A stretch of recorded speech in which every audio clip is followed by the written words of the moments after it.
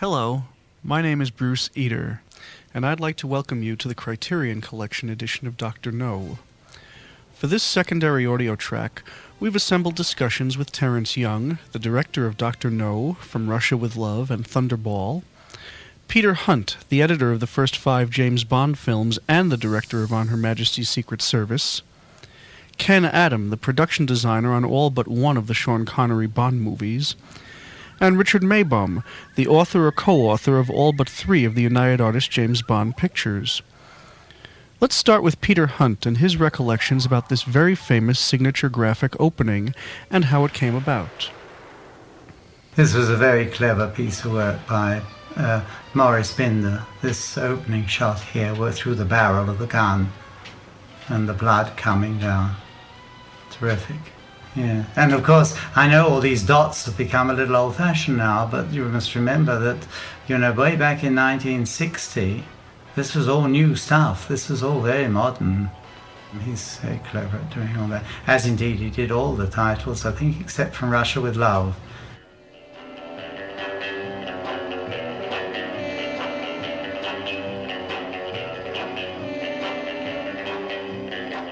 Terence Young. The music was originally written by somebody else, not by John Barry, but I wasn't happy with the theme that we had.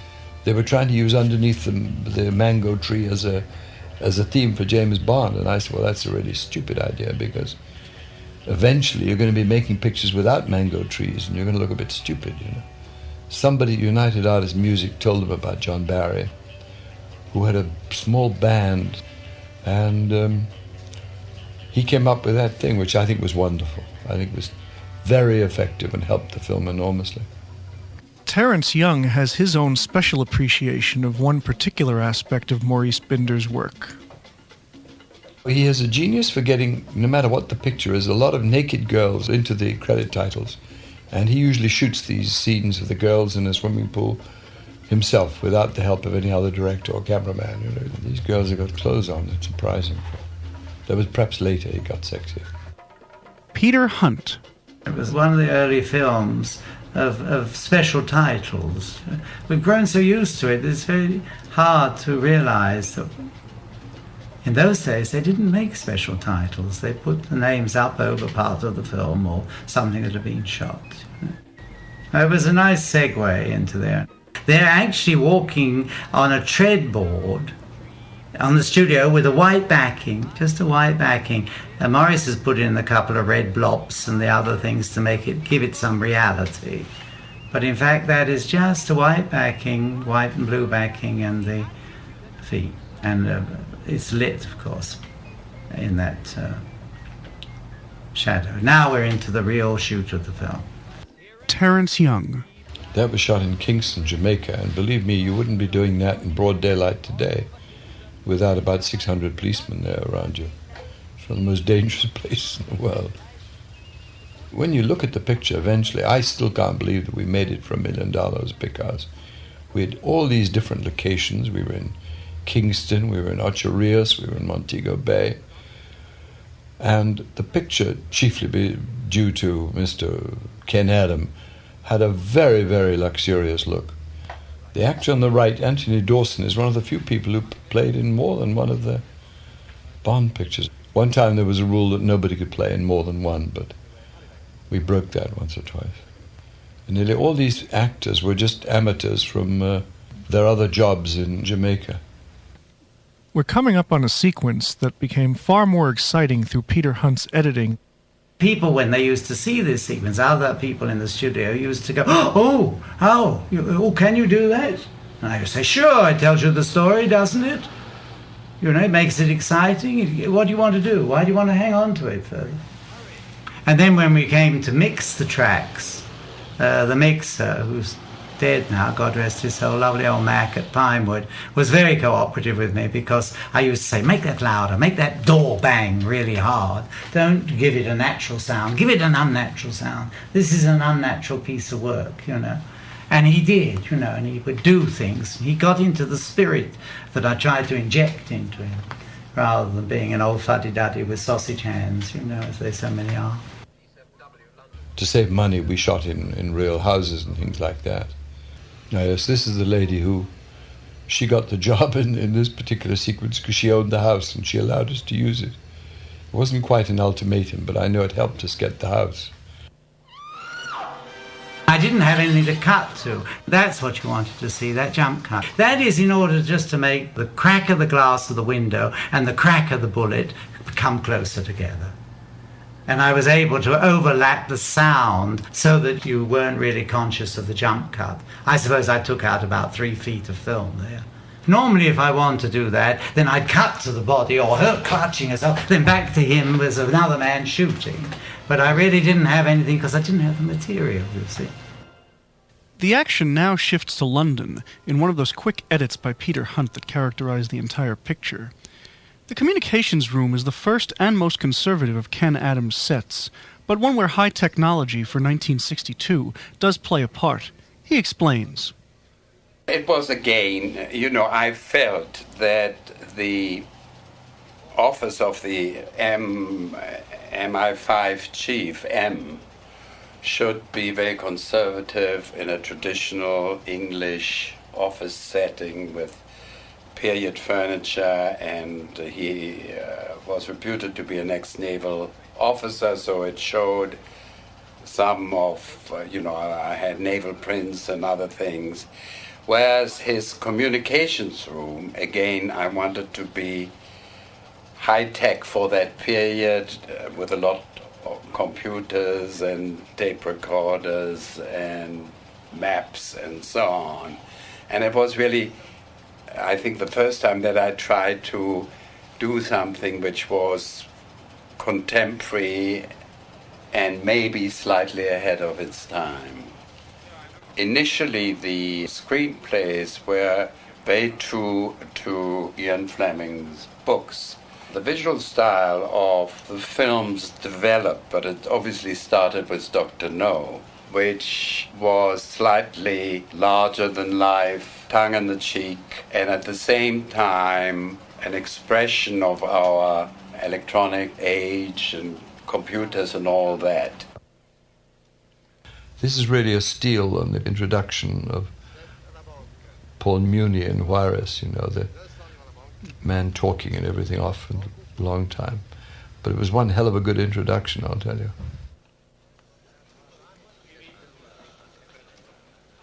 Carte. 8 à la banque. Suivi. C'est suivi. The house will cover the difference. Bien, madame. She played in 2 of the Bond pictures. She was in From Russia with Love. Eunice Gayson, her name was. Card. Carte. 9 à la banque. I need another 1,000. In the original books, he had a gunmetal cigarette case and a gunmetal lighter. But nobody bothered about a nonsense like that from then onwards. Mr. Bond. James Bond.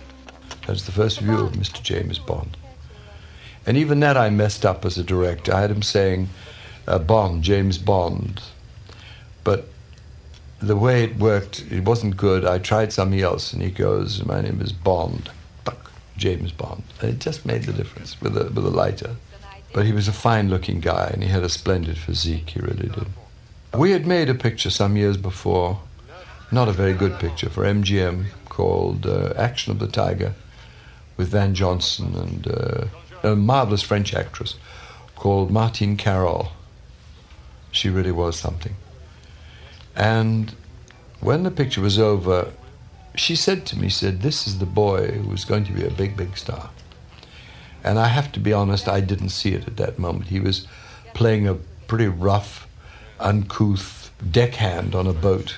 And it didn't really occur to me that he was ever going to be a big actor at that time, I have to be honest. But when we did Bond, and after we'd been working together for about a week, I just knew that it was going to click.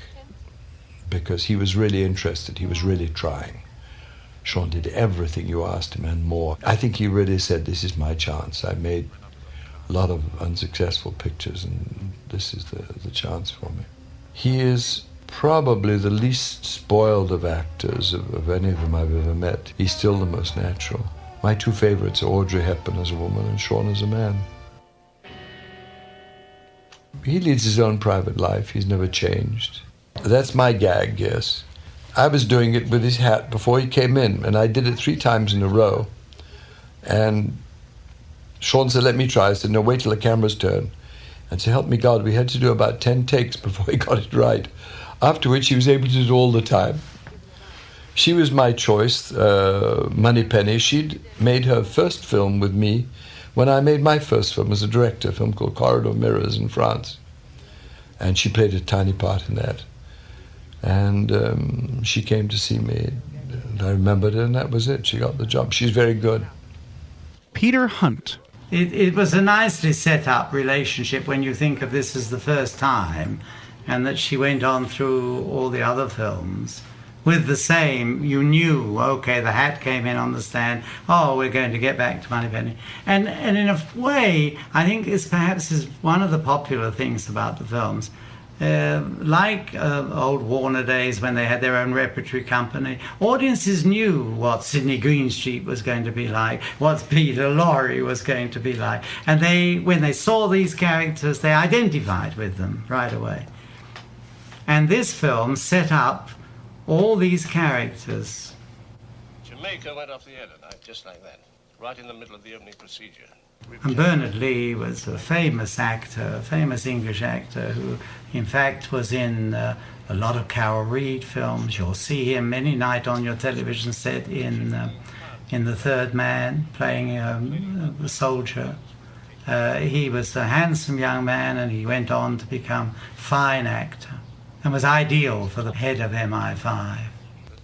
This is Bernard Lee, who was a darling man, a lovely man, who'd worked for me before in some other picture. A pretty bad picture, I seem to remember. I think Sean's dinner jacket is one of the best looking bits of tailoring I've seen for a long time. And Bernard Lee got the job because everybody else that we wanted was away, and he only was asked the day before to show up, and it was just like he got the job one day before the film started. Bernard Lee was already a very busy 28-year veteran of films when he got the call to portray M in Dr. No. The son of a music hall performer named Edmund Lee, he'd made his stage debut with his father at the age of 6. His first picture, The Double Event, dated from 1934, and he made his first starring appearance on Broadway in 1938, opposite Constance Cummings in If I Were You. Apart from the Bond movies, he's probably best known to moviegoers for his portrayal of the sympathetic military police sergeant in The Third Man, and he was still getting leading roles in small British pictures during the 1960s, such as Saturday Night Out. He was working on London's West End in the early 1970s, prior to his death from cancer in 1981. Before, you tell him. For the last time. Nice and light. In a lady's handbag. This chap was very silly. He could have had a job for the rest of his life playing the armourer. He had the choice of going off and doing Russia with Love or doing some other little part in another picture. He chose the other picture, which was never finished. And he always regretted it. I knew him quite well. He just died this year. He was a very nice man called Peter Burton. And another thing. Since I've been head of MI7, there's been a 40% drop in 00 operative casualties, and I want it to stay that way. You'll carry the water. The sequence in which Bond gives up his famed .25 caliber Beretta is taken directly out of the book Dr. No, but with a couple of twists.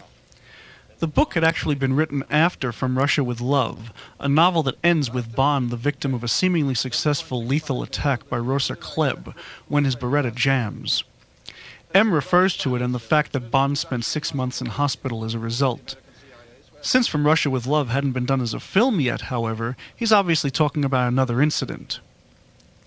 The change of weapon in the movie represents an improvement over the same sequence in the book.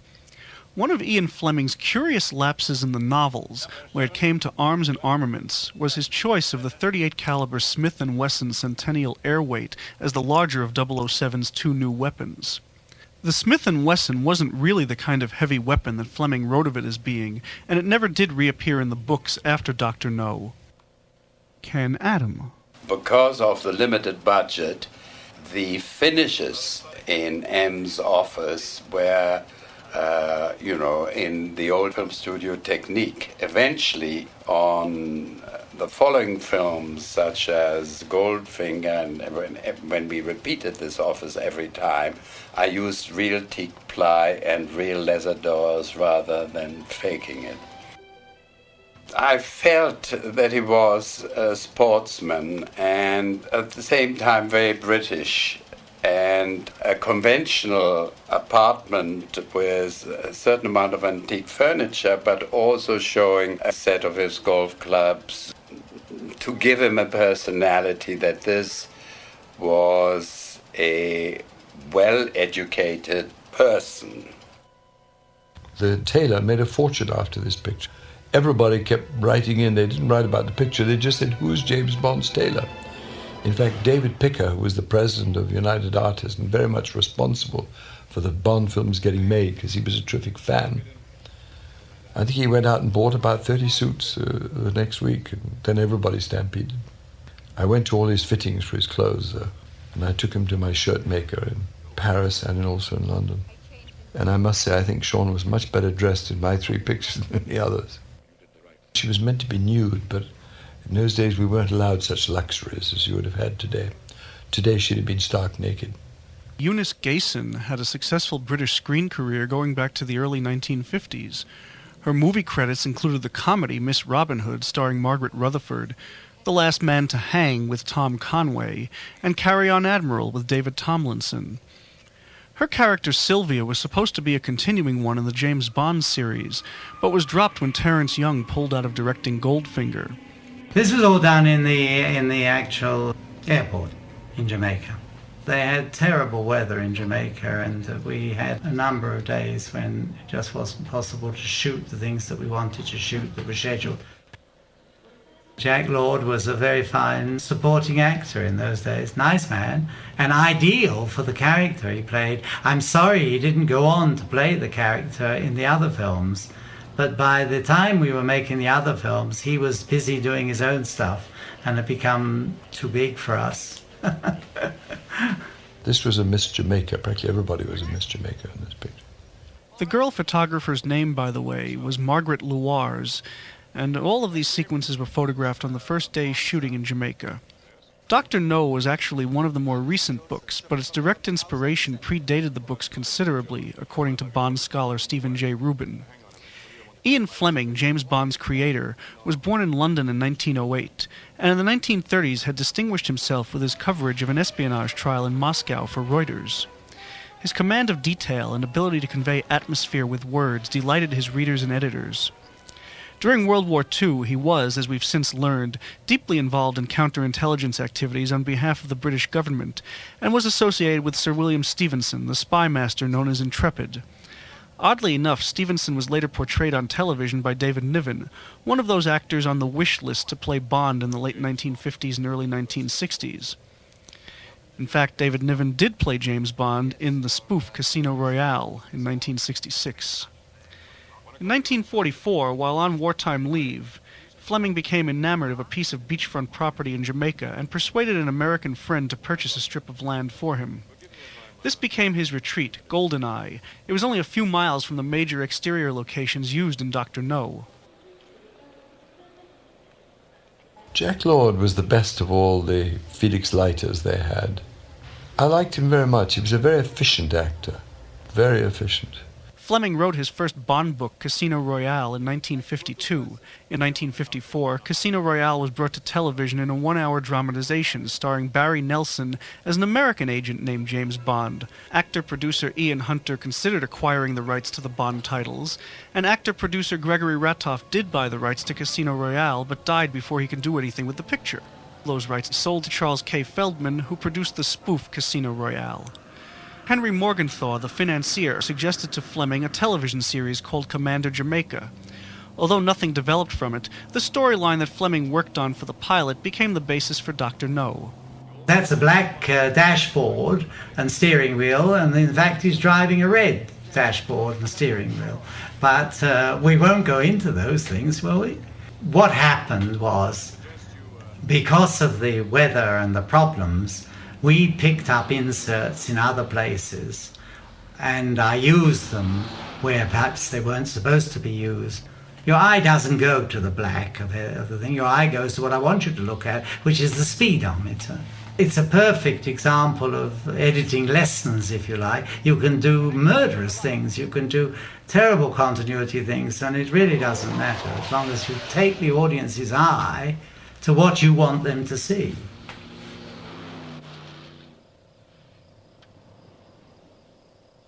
That particular introduction, you have a man's reaction, you wonder what the hell he's reacting to, and the camera pulls back and he's reacting to a gun in his back, you know. As I say now, you see it once a week in some show or other, but that was actually, I think, the first time it had ever been done. My background is somewhat similar to the James Bond background. I was actually in intelligence during the war. I served in the Guards Armour Division in a tank. I think I went to the right schools and I went to Cambridge. At least I knew how these people behaved. And so much of the Bond films is behavior, really.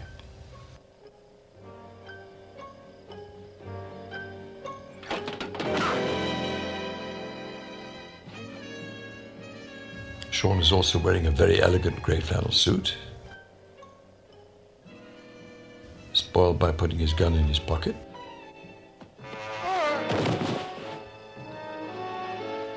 Get up.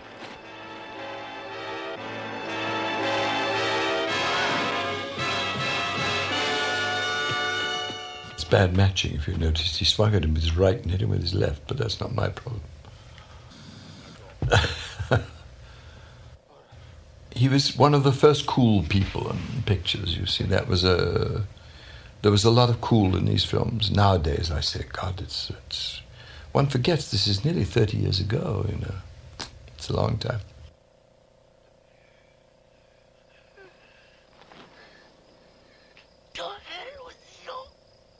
And this was considered a very violent scene. I remember having discussions with the censors, certainly in England, about this. But today, you wouldn't think this was violent. That, I think, is the government office in Jamaica. This was, Sean and I used to add, in fact, I'd say 90% of the humor in the Bond film, Sean and I put in. This was something that we did just as Sean was going in. Sean said, what should I say? You know, I'm James Bond. I said, no, just say, keep an eye on him, make sure he doesn't get away with it. Another revamp by Mr. Adam. I think that's also part of the casino, one part of the casino. Now, this guy was, I think, the head of the police there, if I remember rightly. Great, very keen amateur actor. But I must tell you that this whole style that he was dressed in, the half-inch cuffs below the sleeve of the suit, was all done by Terence. That was Terence Young. So this is all straightforward plot things. He's now, this is really the storyline. Here he is trying to find out what happened to Strangeways, and he's piecing together the mystery of the whole thing. Richard Maybaum, born in New York in 1909, is the writer responsible for transforming Fleming's prose into screenplays that allow men like Young, Connery, Adam, and Hunt endless possibilities for invention in pictures like Dr. No. He spoke a bit about his own involvement in the series for the past 28 years and the transformation of Dr. No from the printed page to the big screen. Richard Maybaum, screenwriter, producer, sometime golfer, and sometime ballet dancer, which is what I've felt like very often in juggling the various graceful and ungraceful actions that are included in the Bond films. I met Cubby Broccoli first when I was recommended to him by Alan Ladd to come over to England with him and make 3 pictures in England. Then when Mr. Broccoli and Mr. Saltzman got together on the Bond pictures, I went to work for them jointly.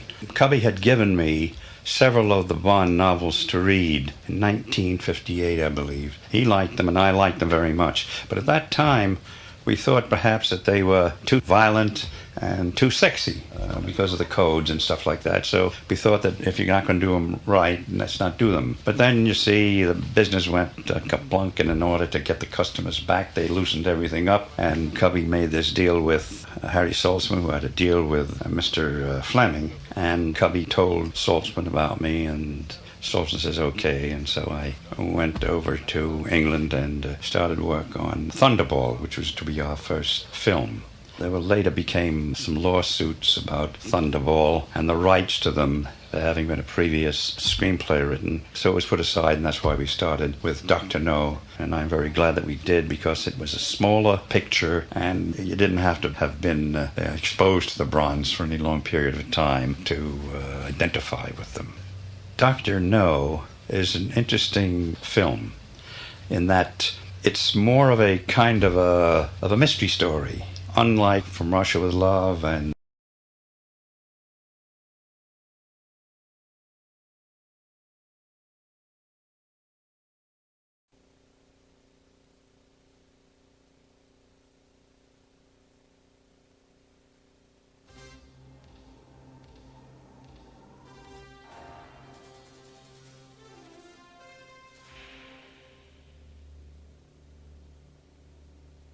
Hi, this is Steve Rubin. Welcome to the Criterion Collection's audio commentary on From Russia with Love, featuring director Terence Young, editor Peter Hunt, and screenwriter Richard Maybaum.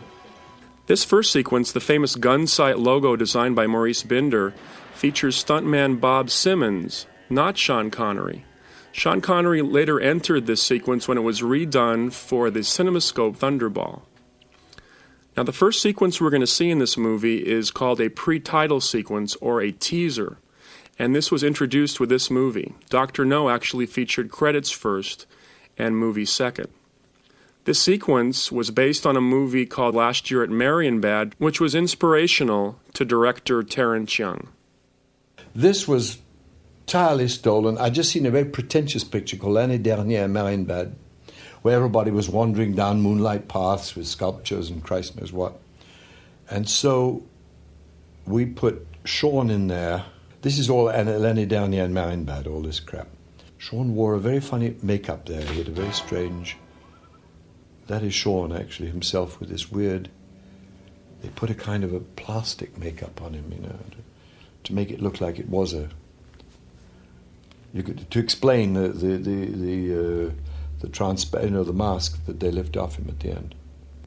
Editor Peter Hunt was assigned the task of shooting inserts for this very moody sequence. It was shot with the actors, with Terence, and then we needed to make it work a little better and pick up a few things. And again, as I said before on Dr. No, the value of a few inserts, such as the feet walking along and up the steps and around there, and that we did separately. That I went off with the second camera and cameraman and shot those separately. Just close-ups of feet and to give it some suspense, which was good. It all worked. All these lovely master shots were done by Terence, of course. In fact, this is the garden of Pinewood Studios. And I made one of the stupidest things a director could do. I made one of the stupidest mistakes. When he pulls the mask off, you see James Bond, and James Bond is killed before the picture even begins. After they've killed him, they pull off this mask, and there's a guy who looks just like Sean Connery. And we didn't realize this till we showed it at a preview. So I then had to go back and make a picture of the guy who looks nothing like Sean Connery, you know, because otherwise you really are disturbing the audience. I mean, the whole gag, the whole trick had gone out. And it was just, as I say, stupidity on my part. I just had to shoot the close-up again. Fortunately, I didn't have to shoot the rest of the stuff. That's all I need to do. Now we came to credit titles. We were late with the picture. UA tried to rush the picture forward, and we didn't have time for Maurice Binder to do his normal things. Now these titles were devised by a Canadian gentleman, but these were not done by Maurice Binder, actually. This was the first time that this sort of projection onto a background that was removing had been done. Since then it's been done a great deal. That is back projection, and projected onto it was the lettering through various optical prisms, so that they became distorted and then at some point became clear. They had to be carefully organised so that you've got the clear point to read it sufficiently. Well, that was all done for real. That was all shot by Brown John, his name was, the guy who devised these titles. This was all shot with sort of back projection lenses on a black screen and foreground action.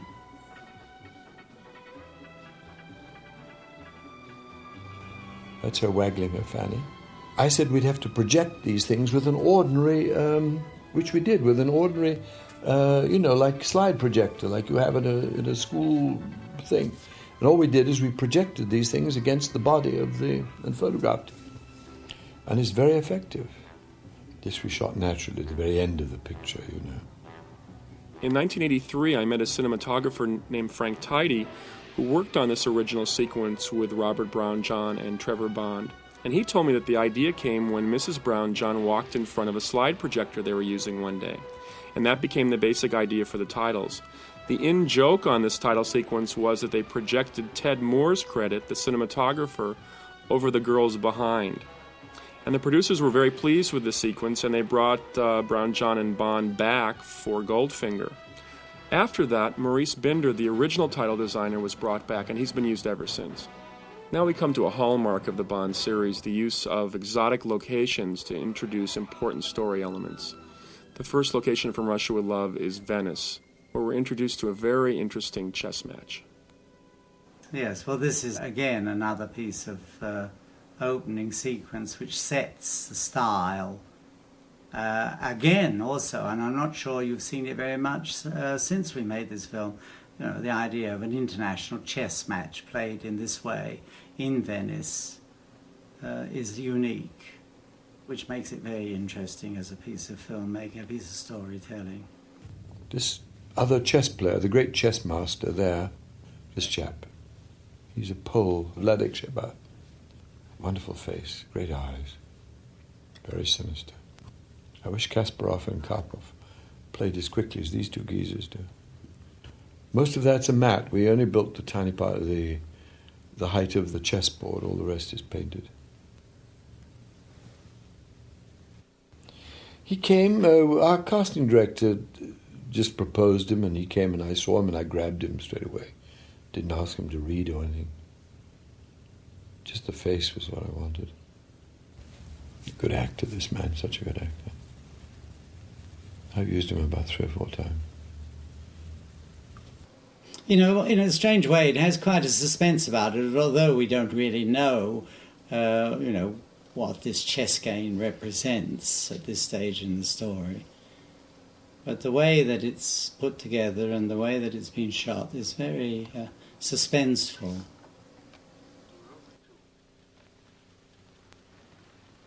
As I told you once, when I originally said I'd make 3, I said, or when they offered me the first picture, I said, as long as it's Thunderball, From Russia with Love, or Dr. No, as I told you by one of those weird quirks, those are the 3 I made, but in reverse order.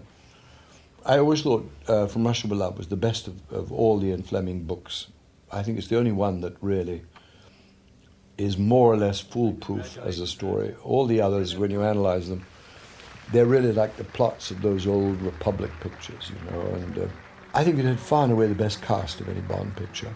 It had Robert Shaw, his first big international picture. It had that wonderful John Ford troupe actor, Pedro Armendáriz, with Lotte Lenya. It really was a very, very good cast. I needed an establishing shot. Now that's the reverse of the shot where she gets up at the end of the sequence. It's done in the labs, you just reverse the film. Now we go to Blofeld and the famous fighting fish, which they gave me to shoot, of course.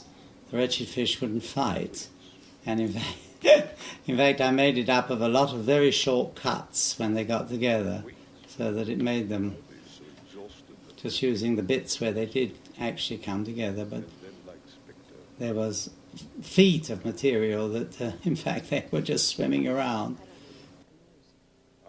You only have the hand stroking the cat. Now that's the shot I reversed. We never actually showed Blofeld in any of them. That was Anthony Dawson who did it. It wasn't Anthony Dawson's voice. I put a much... Anthony Dawson's voice is a little different, a little less sinister. And I put a very famous actor who's died now. All the earlier Blofelds, the voice where you don't actually see the actor was done by Eric Pohlman. This is a very interesting sequence because it was shot a couple of times for various reasons of dialogue. And in the end, those close-up shots...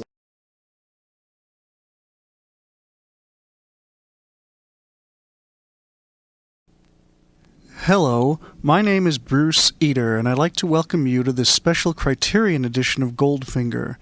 For the next 111 minutes, I'll be joined by director Guy Hamilton, editor Peter Hunt, designer Ken Adam, and screenwriter Richard Maybaum as we discuss the making of Goldfinger.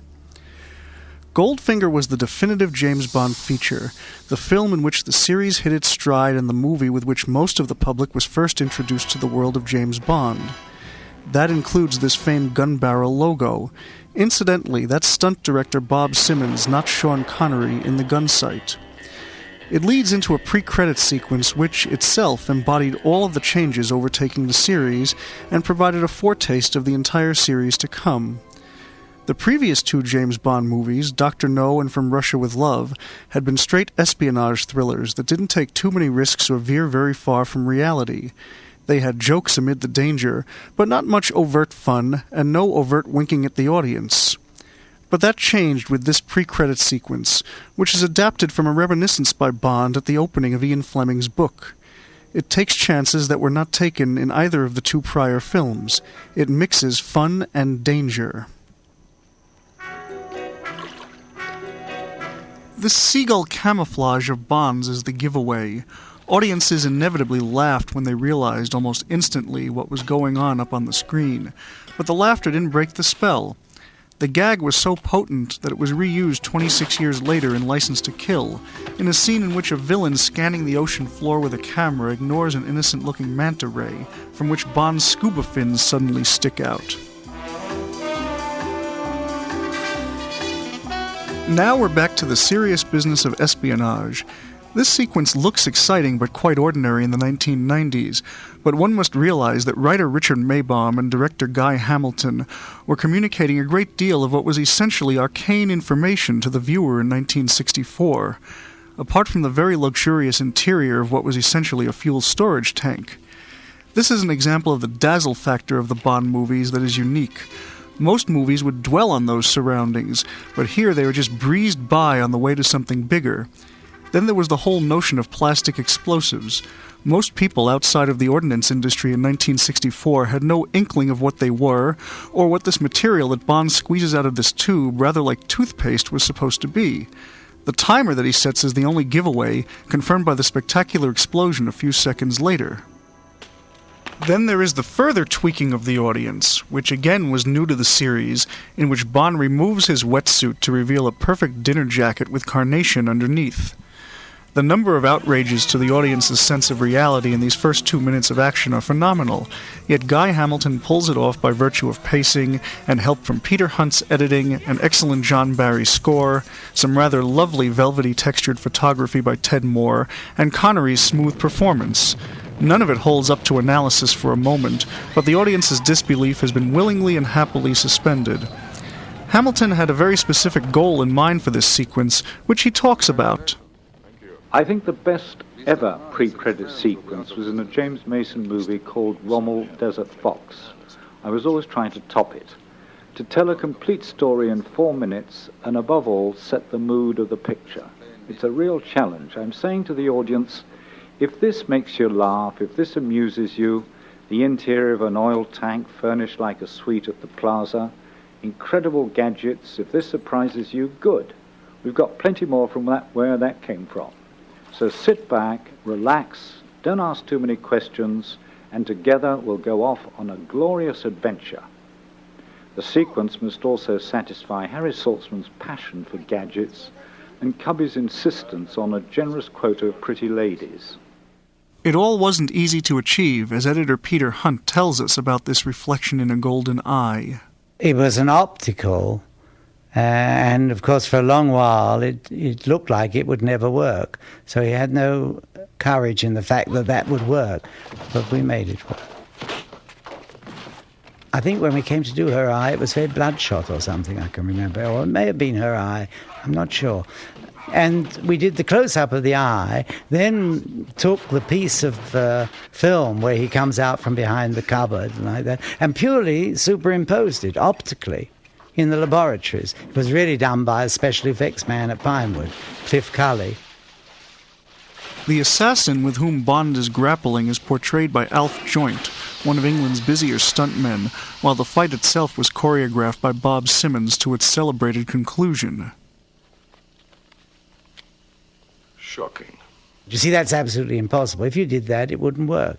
He wouldn't electrocute anybody. Shocking, he says. Quite shocking, I remember. Well, they loved it anyway, so it obviously worked. This was Brown John because this was the same sort of thing as From Russia with Love. This was the projection. He developed this style of using a projector with the images from the film onto real people. These were images from the film, you see, which he put right in the front, but he did them on a leg or on a face, or as you can see.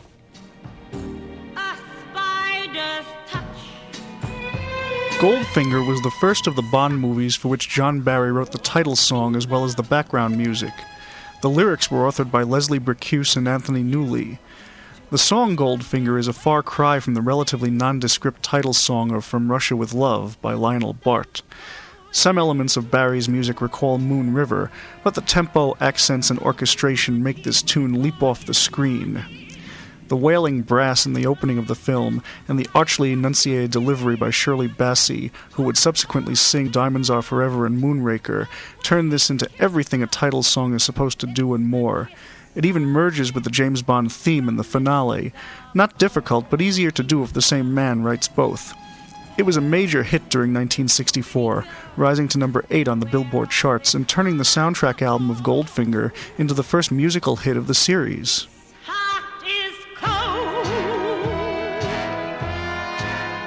The girl painted gold in this sequence, by the way, is Margaret Nolan, who plays Dink, Bond's masseuse, in the Miami Beach sequence. If you look closely at these images being shown on Nolan's exquisite form, by the way, you'll see that they're a bit of a cheat because they actually contain some footage from Russia with Love. But now let's hear from Guy Hamilton and the way he came to be involved in Goldfinger following Terence Young, who had directed Dr. No and From Russia with Love. Cubby Broccoli and Harris Saltzman were old acquaintances of mine long before they joined up and became partners. Separately, we talked about many projects, and I was very happy when Cubby sent me the script of Dr. No. I rather fancied the sunshine in Jamaica, but sadly had to stay in wet London to settle some personal affairs. I think Cubby thought I was declining because of some of the more outrageous and cornball sequences in the script. "Don't worry, Dick Maybaum's coming over to fix them," said Cubby. "Whatever you do, don't. That's half the charm of Bond." Cubby remembered that, and that's why I got called in to do Goldfinger, I think.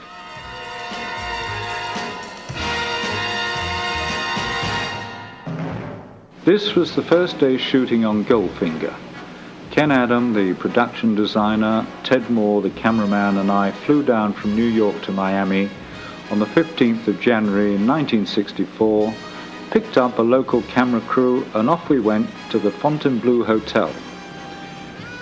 Ted is operating in the helicopter, I'm at the opposite end of the swimming pool, and as the chopper comes round, I'm cueing the high diver to take off.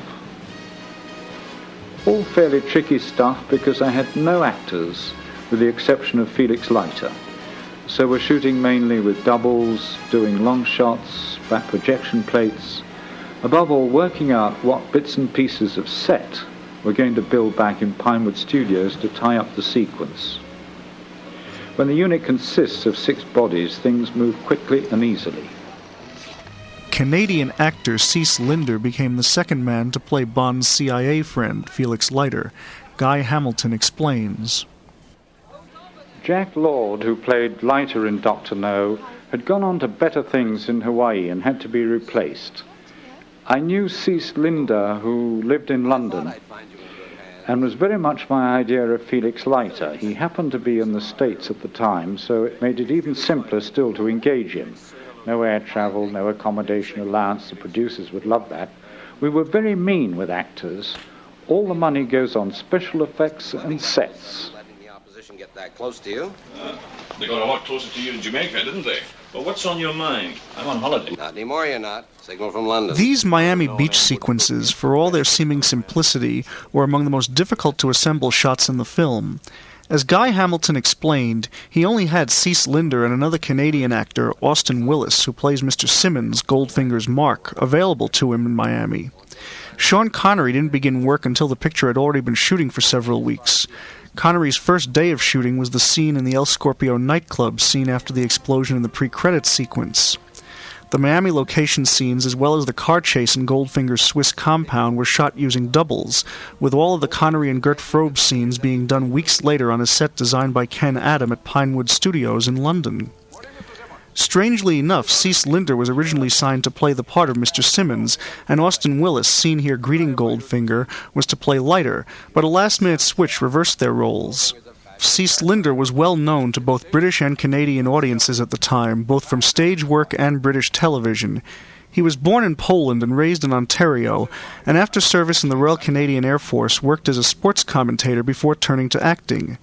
He played Queeg in the BBC's version of the Caine Mutiny Court-Martial, and also starred in the BBC serial Quatermass and the Pit. On American television, he's appeared in the daytime drama The Secret Storm. His other feature films include Innocent Bystanders and Louis Malle's Atlantic City. These shots are a mixture of location footage, back projection, and Ken Adams set, and they don't match at all, but they get the job done with help from Guy Hamilton and a lot more help from Peter Hunt. The mixture of opulence and the rushed look to this scene point up one of the problems in making James Bond a reality. Guy Hamilton. Only Bond producers would build a hotel corridor and a suite, never used again, just for 2 shots. It's not really as wasteful as it looks. It is this concept of never going back to a set you've seen, never using the same set twice, that gives a picture its relentless drive, always something new to look at. That's Bondian. I'd staged the Jill Masterson balcony scene with doubles in Miami, which in turn gave me the tricky angles for the plates. Ken reproduced the balcony in studio down to the last nail, so it became just a case of lying back and enjoying it. Peter Hunt found this anything but enjoyable. It was a very unfocused beginning, this whole movie, and the whole idea of card playing and him listening to his person in the room, giving him the advice through binoculars. I suspect that Guy Hamilton didn't even believe it and was not at all sure that it would work. I don't know what he really thought, but I don't think he thought it could work. So I had to then, after it had been shot, and in order to make it work, do a lot of inserts of the cards and card playing, which I did, and change the construction of him listening to the fall guy in his room. I mean, the sequence didn't work when we got it back, but you have to realize that we started shooting on location, so they were way out on location, and the dailies were coming back, but they were always delayed, and there was not time to go there and reshoot it. And I think we had already planned to do part of the shots as back projection and on the stage. So it was felt quite reasonably that we would adjust it or put it to rights or do whatever we had to do with the sequence when we came back into the studio. Unfortunately, for my eye, you can see that the entire sequence is made up of inserts. But there are a lot of inserts in this film. Never mind, that works. As long as it works, it's good. This is a good chance to talk about Shirley Eaton, one of the most extraordinarily beautiful actresses ever to work in a James Bond movie, which is saying a great deal. Eaton was a veteran actress who had been appearing in movies since she was 16 years old, and had spent 11 years playing nice girls in light comedies. At the point she was hired for Goldfinger, she had become a minor star in England for her appearances in 3 of the Peter Rogers-produced Carry On movies, and was eager to make the jump to major stardom, something she found impossible to do in British pictures, where there were no good roles for women. On a promotional tour of the U.S. for Goldfinger in 1964, she told a reporter why she took the small role of Jill Masterson. "I wanted to attract attention so I could get into American films, and this was the best way to do it."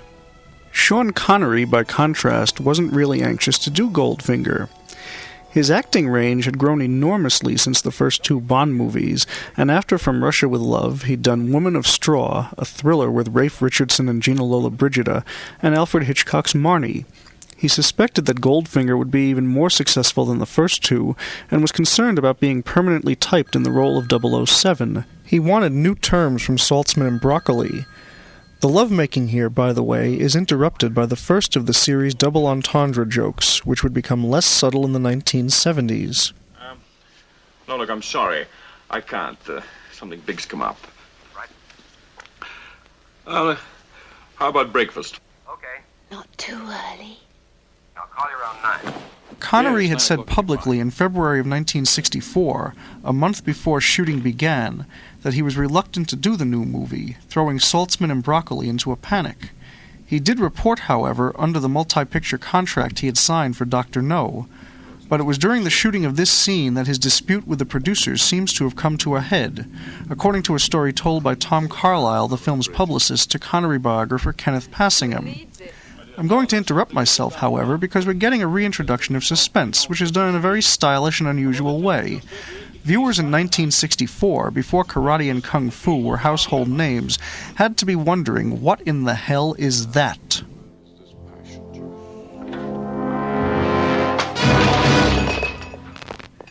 This whole scene is a masterstroke, adapting an event that Ian Fleming never describes. The only question is, where did Oddjob come from? But audiences don't notice that. They see the ominous shadow and are left to the grisliest imaginations what Jill is thinking as Oddjob approaches. The comparative restraint here probably made it easier to finesse the scene which follows, which had to be handled very carefully. There were censor problems with this scene, which were finally dealt with using a very strategically placed cushion in the long shot.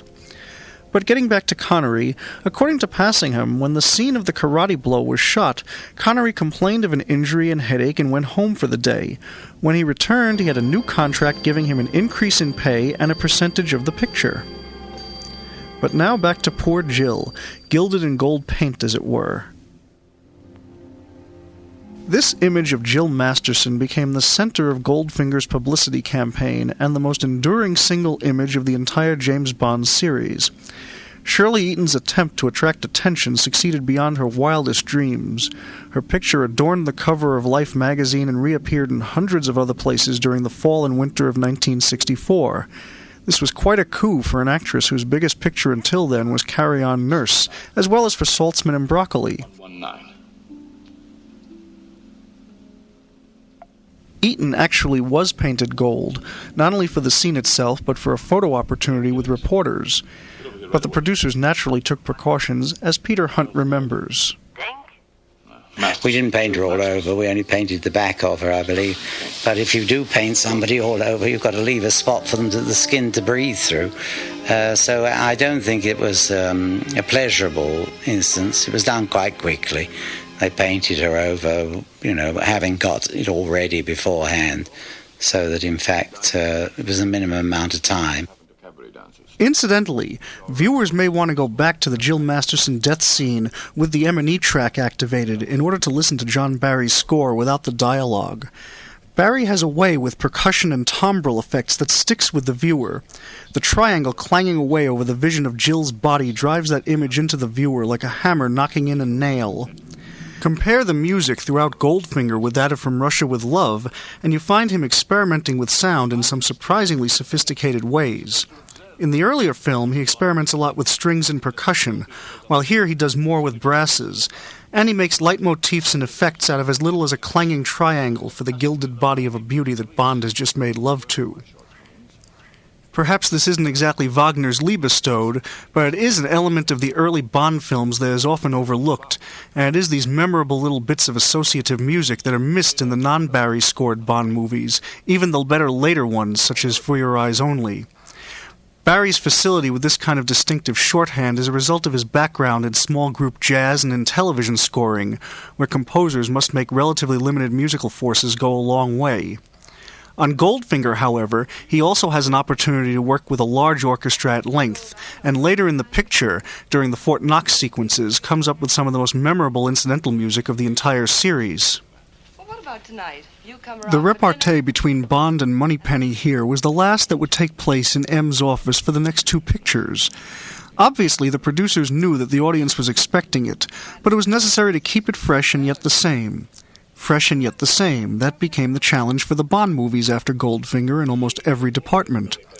In Thunderball, Bond and Moneypenny tease each other by phone, while in You Only Live Twice, he meets M and his secretary aboard a submarine. And in On Her Majesty's Secret Service, we meet M and Moneypenny before we meet Bond to set the scene, because we're meeting a new James Bond in George Lazenby.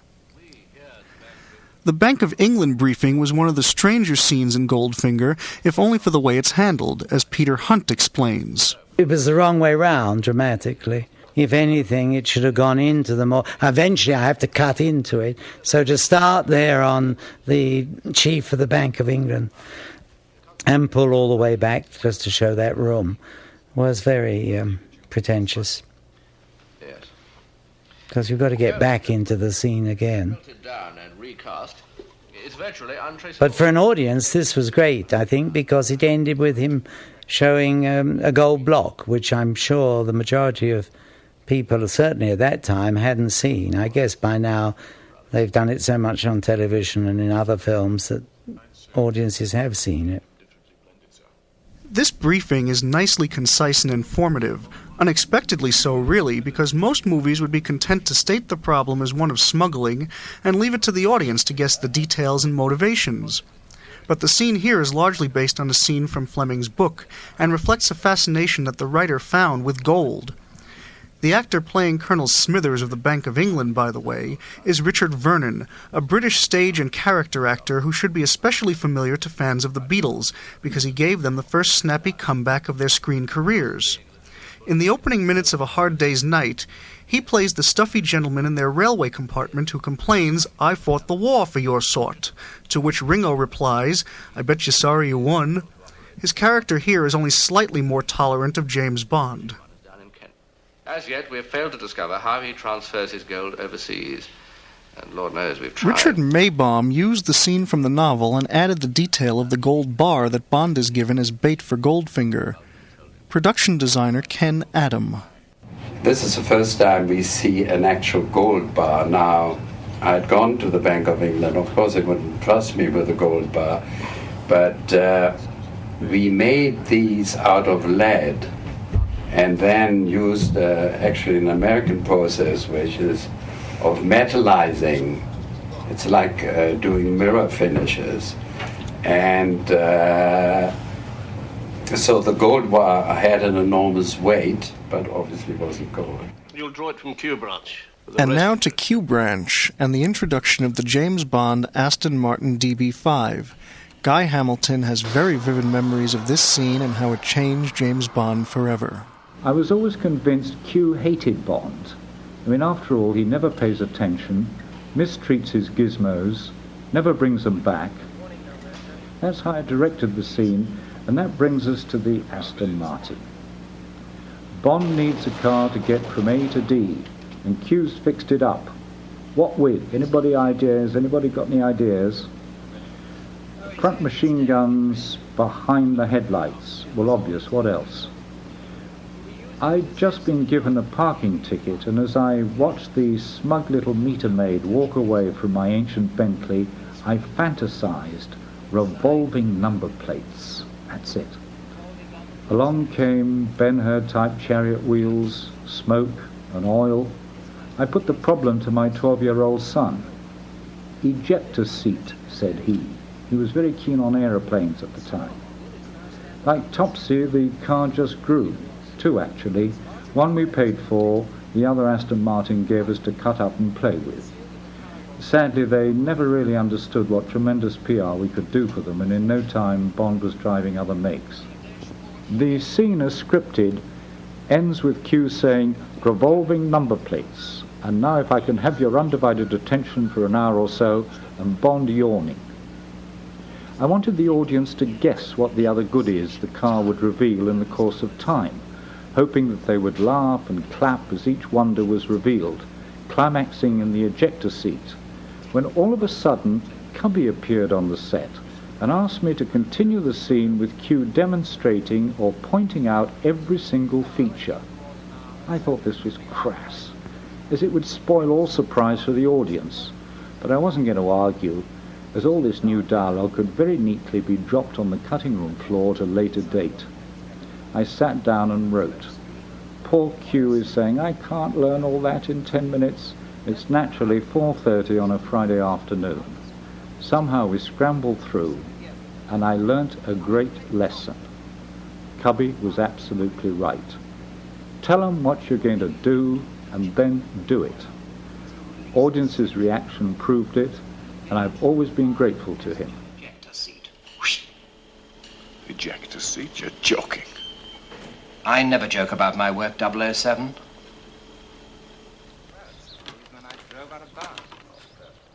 I'd been playing golf on and off for a number of years, and Dick Maybaum was a distinguished hacker like myself, so we set about the golf sequence with great relish.